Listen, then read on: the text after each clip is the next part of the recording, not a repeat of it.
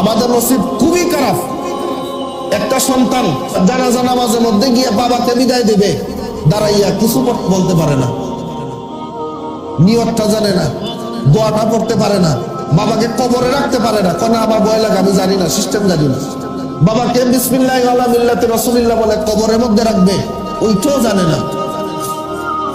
এর চেয়ে কপাল পুরা নসিব খারাপ কি আর আছে? আমারও নসিব খারাপ, আমার সন্তানেরও নসিব খারাপ। আমার নসিব খারাপ কারণ আমি ওই শিক্ষা দিই নাই, আমি ওই শিক্ষার দিকে অগ্রসর করি নাই। শুধু বলছি দুনিয়া লাগবে, ডাক্তারি শিখো, ইঞ্জিনিয়ারিং শিখো, ওইসব শিখো। ওইসব শিখলে কি আসবে? দুনিয়ার মধ্যে টাকা আসবে। ডাক্তারের কাছে গেলে 1 মিনিট কথা বললে আপনি তার কাছে পরামর্শ নেবেন 1000 টাকা ভিজিট।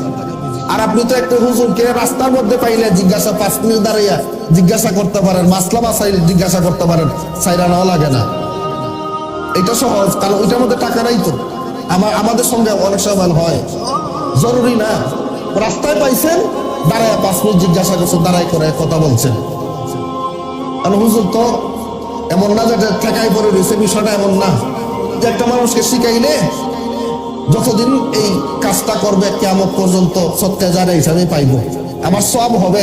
একটা মানুষ সুন্দরভাবে চলবে, সমাজকে সাজাইবে, ওইটার জন্য রাস্তা